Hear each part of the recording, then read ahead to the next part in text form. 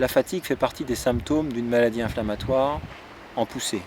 Qu'est-ce que c'est qu'une maladie inflammatoire en poussée? C'est en tout cas les périodes où il y a des symptômes qui traduisent une inflammation digestive.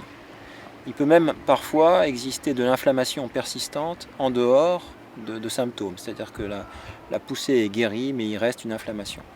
Il est clair que l'inflammation en elle-même, donc cette activation de cellules du système immunitaire, produit des médiateurs qui peuvent avoir un effet sur la forme générale. On voit par exemple quand on a la grippe, on est dans un état psychologique assez particulier. C'est lié à la production d'interférons qui est une cytokine qui est dans la lutte antivirale. Donc ces cytokines, ces médiateurs de l'inflammation peuvent avoir un effet sur l'état général et donc la fatigue. Une fatigue physique, une fatigue morale aussi parfois.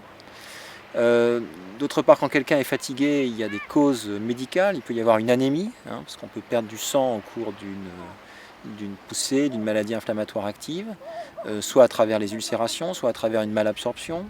On peut avoir un manque de production des globules rouges par certaines carences. Donc il y a ce problème d'anémie, l'inflammation.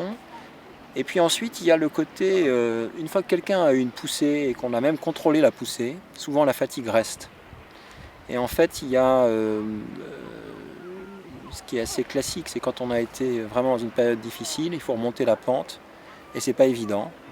Et là, sûrement, on doit adapter notre discours. C'est-à-dire qu'une fois qu'on a traité l'inflammation, corrigé les carences, l'anémie, qu'on s'assure qu'il n'y a pas par exemple un manque, qu'il n'y a pas une insuffisance surrénale après une corticothérapie. Il y a pas mal de pièges comme ça, mais qui sont très dans la prise en charge un peu spécialisée. Une fois qu'on s'est assuré qu'il n'y avait pas une cause médicale, moi je suis convaincu qu'on doit être un peu coacher les malades, pour utiliser un mot moderne, en tout cas les accompagner et les inciter à reprendre une activité physique et refaire du sport. Finalement, le bon conseil, c'est de dire à quelqu'un quand il sort d'une poussée, c'est maintenant, il faut se remettre en forme. Donc certaines personnes ont perdu beaucoup de poids, il va falloir retrouver un poids satisfaisant, donc avoir une alimentation de qualité, diversifiée, et puis faire du sport. Et je pense que ça, ça c'est vrai pour moi, mais c'est vrai pour pas mal de gens, et puis je vois pour beaucoup de patients. On se remet en forme en faisant du sport. En fait, le piège, quand on est fatigué, c'est de s'allonger et de dormir.